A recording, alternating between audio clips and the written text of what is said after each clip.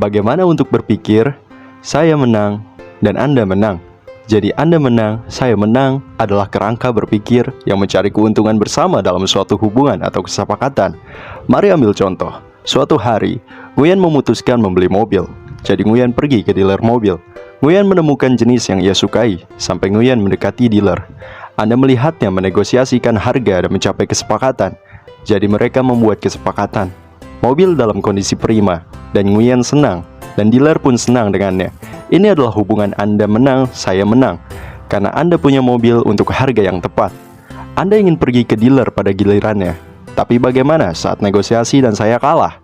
Jadi salah satu alternatif dari Nguyen ketika kalah, ia akan mengatakan, jika saya menang dan Anda kalah, dalam gaya kepemimpinan itu adalah pendekatan otoriter.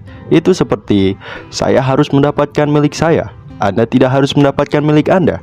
Dalam kasus ini, orang yang menang cenderung menggunakan kekuatan posisi mereka atau kepribadian mereka untuk mendapatkan keinginan mereka sendiri.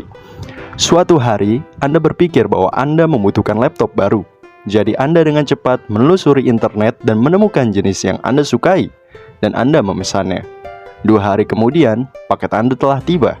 Akhirnya Anda ingin berhenti bermain-main dengannya. Jadi saat Anda mulai membuka kotak laptop baru Anda dan mulai menekan tombol power, tidak ada yang terjadi. Laptop Anda tidak menyala. Jadi Anda mulai sedikit frustasi. Tetapi kemudian Anda ingat, oh, ini adalah laptop baru, itu tidak memiliki daya apapun. Jadi Anda mengisinya dan mencobanya lagi. Tetapi tetap saja masalahnya bertahan. Layarnya hitam, laptop tidak menyala. Apa yang terjadi? Anda frustasi sekarang. Lalu Anda mulai merenung. Anda frustasi sekarang, lalu Anda mulai merenung. Apakah saya baru saja mendapatkan keculasan? Apa yang sedang terjadi di sini? Jadi Anda menelpon admin all shop tersebut dan Anda menceritakan kisah sebagai yang dapat digambarkan seperti cerita tadi. Mereka akhirnya membuka suara dan mereka berkata, "Maaf Pak, tetapi kami tidak bertanggung jawab atas segala kerusakan yang mungkin terjadi selama pengiriman produk Anda." Kemudian mereka menutup telepon. Dalam keadaan ini, Anda kalah karena telah menjual komputer Anda untuk sebuah laptop rusak. Tetapi mereka juga kalah dengan kehilangan pelanggan masa depan. Dalam hubungan semacam ini, kedua belah pihak kalah. Ambil contoh, seorang pria bernama Ben yang memiliki sedikit dilema yang terjadi. Jadi suatu hari Ben berada di sekitar sahabatnya, memutuskan untuk pergi clubbing. Di klub, teman-temannya memutuskan untuk melakukan sedikit challenge minum-minum. Jadi, di antara pengaruh alkohol dan musik metal, pertengahannya adalah Ben dan kawan-kawan yang mulai melakukan segala macam kegiatan bodoh, gila, liar. Dimulai dari berkelahi, memecahkan botol, menyebabkan segala macam yang di klub menjadi rusak. Untuk melengkapi semua kekacauan, ia mencium seorang wanita asing. Mengingat Ben sendiri sudah punya pacar, jadi setelah berhenti dari pertikaian ini, ia terbangun dan menemukan dirinya telah berada di sel penjara bersama sebuah pesan singkat dari pacarnya. Ia membaca, "Sayang, kita putus." Ini semua masuk akal. Mereka hampir membakar sebuah klub yang mereka tidak sadar melakukannya. Ben ditahan dan menghancurkan hubungan dengan pacarnya itu. Sekarang, bukan hanya dirinya yang berada di sisi hukum yang salah, tetapi dia juga telah menyakiti wanita impiannya.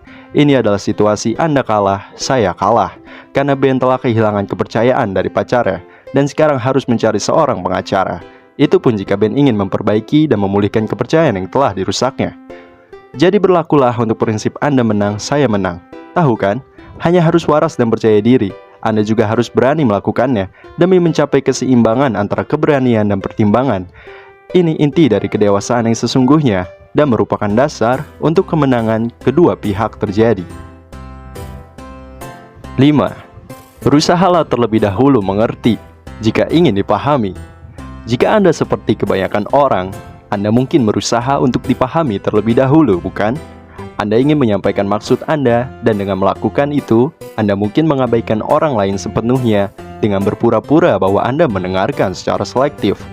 Hanya bagian-bagian tertentu dari percakapan, atau sebagai alternatif, hanya berfokus pada kata-kata yang diucapkan. Mengapa ini terjadi? Karena kebanyakan orang mendengarkan dengan maksud untuk menanggapi, bukan untuk memahami.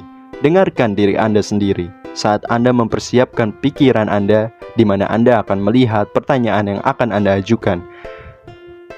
Dan ini seperti kuliah sepele yang panjang, namun akan memberi Anda filter seumur hidup. 6. Sinergi. adalah ideologi bahwa dua kepala lebih baik daripada satu.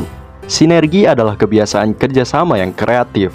Ini kerja tim. Ini adalah keterbukaan pikiran dalam petualangan untuk menemukan solusi baru untuk masalah tua. Tetapi tidak terjadi dengan sendirinya. Ini adalah sebuah proses. Dan melalui proses itu, orang-orang membawa semua pengalaman dan keahlian pribadi mereka ke meja kerja. Mereka tahu bahwa mereka dapat menghasilkan hasil yang jauh lebih baik dan mereka dapat melakukannya daripada secara individu. Ini adalah gagasan bahwa ada hasil lebih besar yang menanti jika orang-orang bekerja sama dan mulai berbagi dan mengeksplorasi ide-ide baru dan membiarkan diri mereka dipengaruhi satu sama lain. Mereka tercerahkan dan mulai melihat macam-macam wawasan. Dan sebagai hasilnya, buah manis dari kebiasaan kerjasama. Kerja lebih cepat selesai dengan hasil lebih optimal. 7.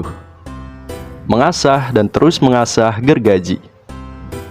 Mengasah gergaji berarti melestarikan dan meningkatkan aset terbesar yang Anda punya, yaitu diri Anda sendiri. Itu berarti Anda telah merancang program yang seimbang untuk pembaruan dan peningkatan diri dalam 4 bidang kehidupan yang berbeda. Ada kehidupan fisik, kehidupan sosial, kehidupan mental, serta kehidupan spiritual. Kehidupan fisik Anda adalah berolahraga secara teratur dan merawat tubuh Anda. Kehidupan sosial Anda membuat komunikasi yang bermakna dengan orang lain, juga bergaul dengan teman-teman baik Anda. Kehidupan mental Anda adalah untuk membaca dan menulis kehidupan spiritual Anda. Memperluas diri dalam spiritual melalui sembahyang, meditasi, dan berdoa. Martin Luther King pernah berkata, "Saya memiliki begitu banyak yang harus diselesaikan pada hari ini, sehingga saya perlu menghabiskan 1 jam lagi untuk berlutut." Dia melihat doa sebagai kewajiban mekanis, tetapi begitu berkuasanya doa. Dan dengan itu, saya ingin mengakhiri video ini dengan kata-kata Brooks. Dan dia berkata, beberapa hari di tahun-tahun mendatang, Anda akan bergulat dengan godaan terbesar atau gemetar di bawah kesedihan terbesar dalam hidup Anda. Tapi perjuangan yang sebenarnya ada di sini, sekarang.